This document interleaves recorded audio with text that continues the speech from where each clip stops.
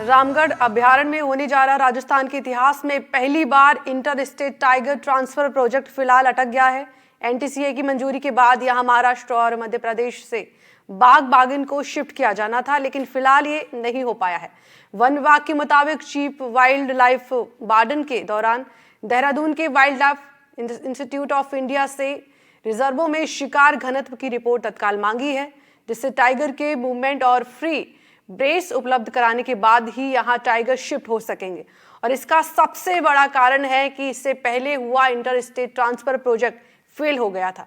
इस प्रोजेक्ट के लिए क्या कुछ जरूरी है और कैसे बाघों को शिफ्ट किया जाएगा, देखिए इस खास ग्राउंड रिपोर्ट में।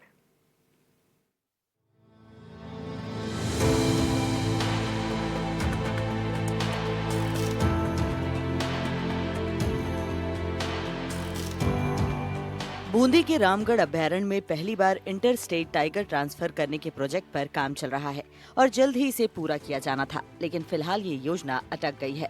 प्रदेश के चीफ वाइल्ड लाइफ वार्डन ने देहरादून के wild life institute of India से रिजर्व में शिकार घनत्व की रिपोर्ट मांगी है, जिससे टाइगर के मूवमेंट और प्री बेस उपलब्ध कराने के बाद ही यहाँ टाइगर शिफ्ट हो सकेगा।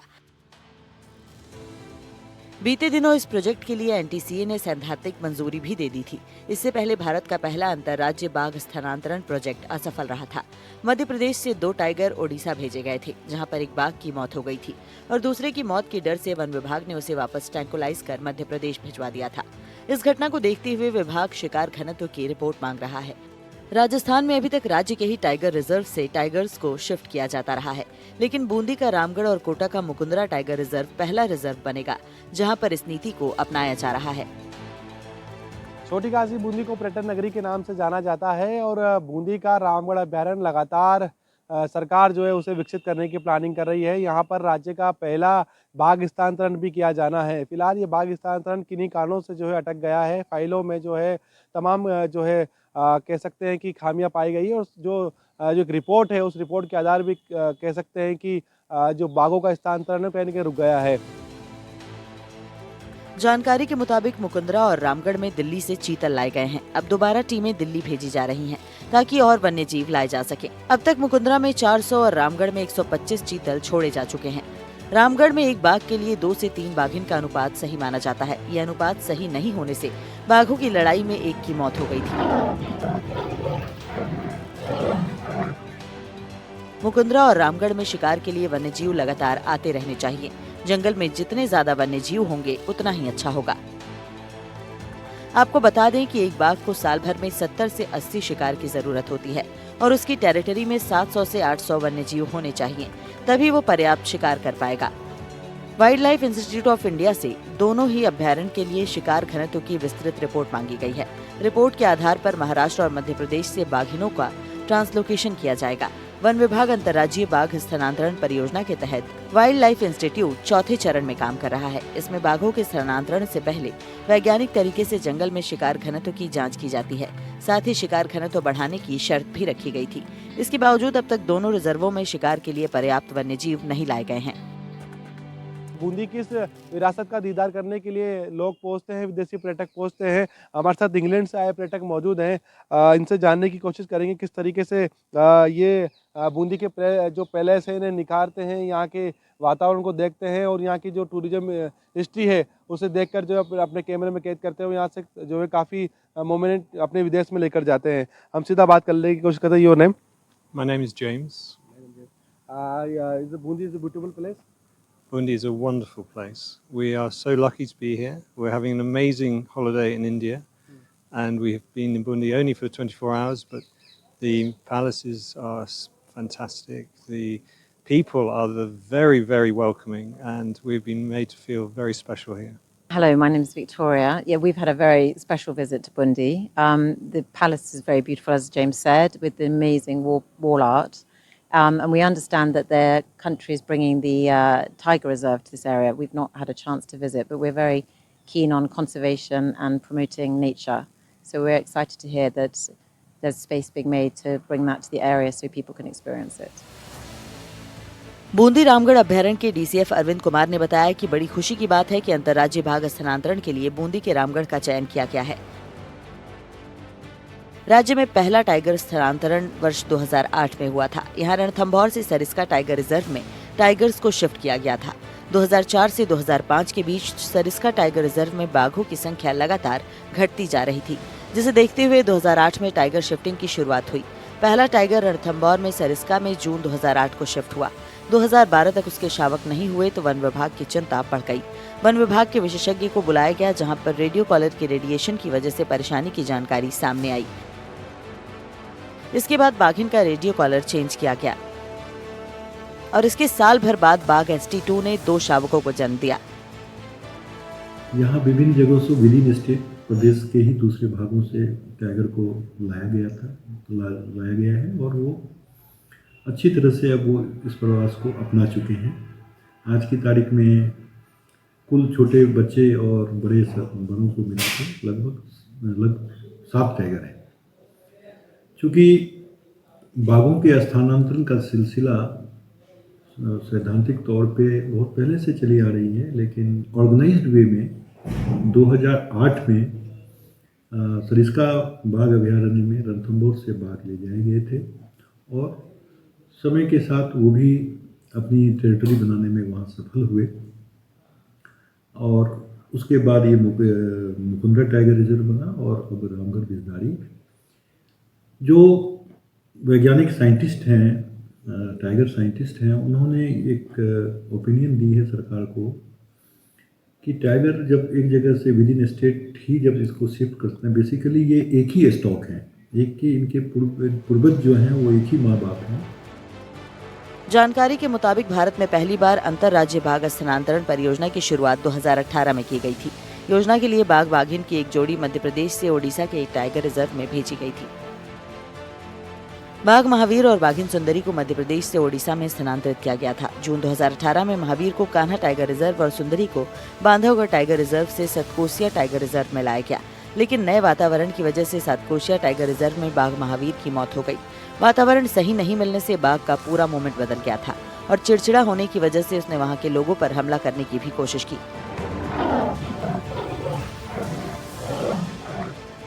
एक दिन बाद महावीर किसी किसान के बाड़े में अचेत हालत में मिला। जांच करने पर पता चला कि उसकी मौत हो चुकी थी।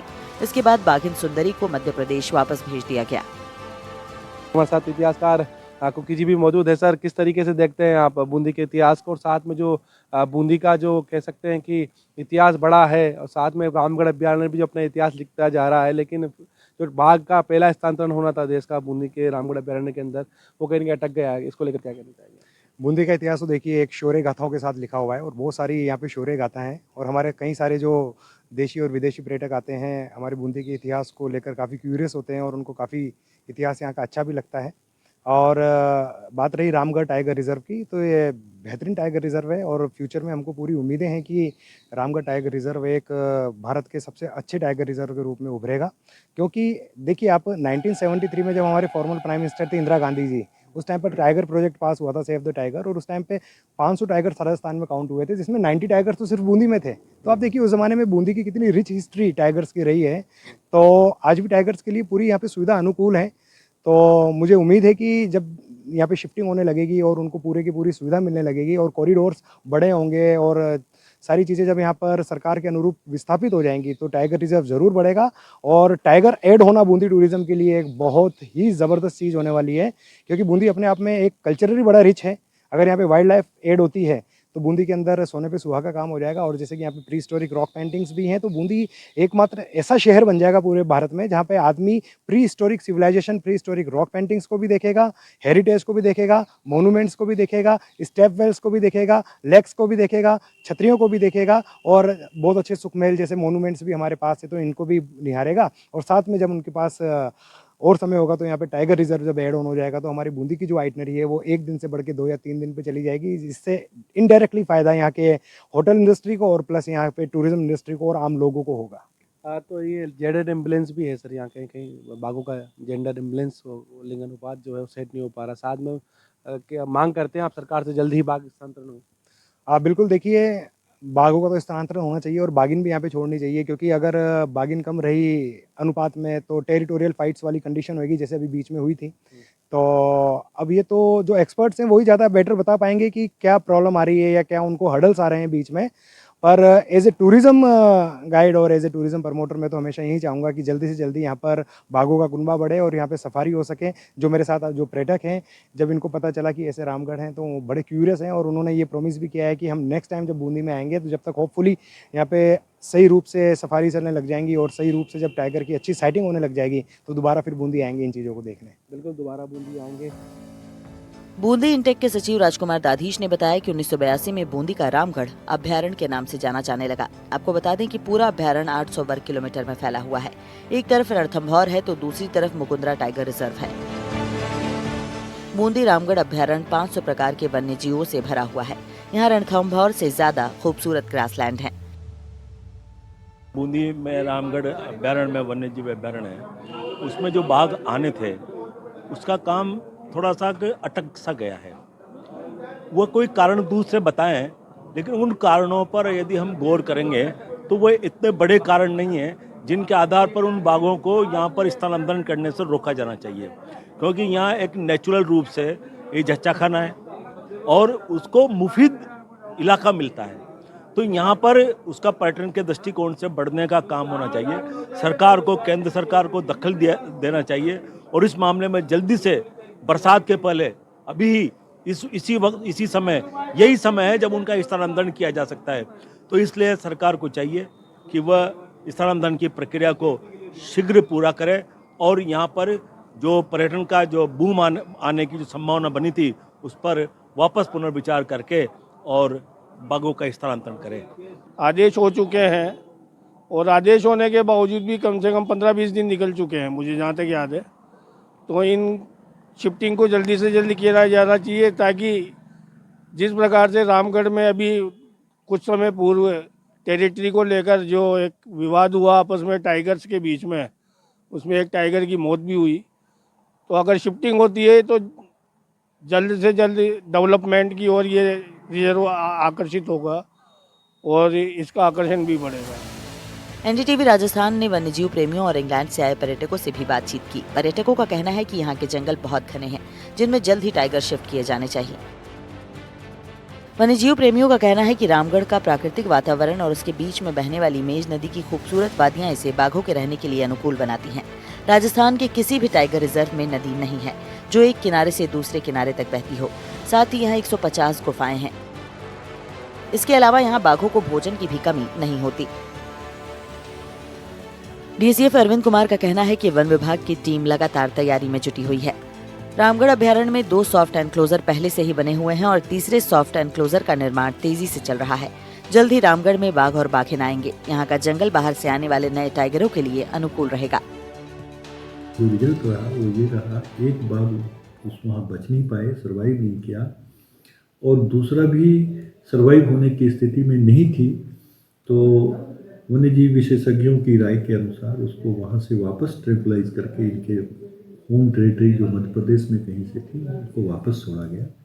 निश्चित तौर पे कुछ कदम और उठाए गए साइंटिस्टों की सलाह पे, और जो वर्तमान में स्थिति है, जो सैद्धांतिक मंजूरी मिली है रामगढ़ गिरधारी सेंचुरी के लिए, वो पेज टाइगर रिजर्व से एक बाघ और बाघिन का जोड़ा यहाँ लाया जाएगा, ताकि जो विदिन जो कहते हैं ना गोत्र सिस्टम, विदिन एक ही परिवार में शादी होने से कई तरह की विसंगतियाँ, अनुवांशिक विसंगतियाँ आ जाती हैं, उससे बचाव, उससे निजात मिल पाएगा।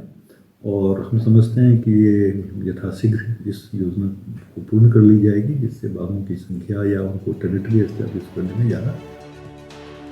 जानकारी के मुताबिक रामगढ़ टाइगर रिजर्व में वर्तमान में 7 बाघ मौजूद हैं, जिनमें एक बाघिन है। 2 नर और एक बाघिन है जो स्वतंत्र रूप से जंगल में विचरण कर रहे हैं। पिछले दिनों भैरूपुरा गांव के पास बाघिन अपने एक शावक के साथ कैमरे में ट्रैप हुई थी। डीएफओ अरविंद झा ने बताया कि जल्द ही महाराष्ट्र और मध्य प्रदेश से बाघिन को यहां पर शिफ्ट किया जाएगा।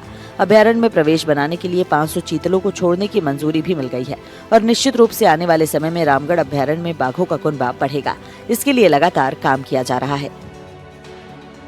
कि बूंदी जो है ऐतिहासिक नगरी है, यहाँ के कुंड तालाबों को देखने के लिए जो है देशी विदेशी पर्यटक आते हैं और यहाँ उन्हें निखारते हैं। रामगढ़ अभयारण्य को लेकर भी उन्होंने सुझाव दिया है कि सरकार जो है जल्द से जल्द जो बाघ स्थानांतरण यहाँ पर किया जाना है उसे जल्द से जल्द किया जाए, ताकि बूंदी को जो है चार चांद लग सके, यहाँ की जो टूरिज्म इंडस्ट्री है उसे जो है विकसित किया जा सके। रामगढ़ अभयारण्य को लेकर लगातार सरकार प्रयास कर रही है, क्योंकि यहाँ से मध्य प्रदेश और महाराष्ट्र से जो है बाघिन जो है आनी है। ऐसे में बाघिन में देरी हो रही है, उनकी जो है स्थानांतरण करने में देरी हो रही है। तो ऐसे में कहने कि यहाँ के वन्य जीवों में भी जो निराशा है सरकार से लगातार वह मांग कर रहे हैं कि जल्द ही जो है यहाँ पर बाघ का स्थानांतरण किया जाए। NDTV इंडिया के लिए मैं बूंदी से सलीम अली।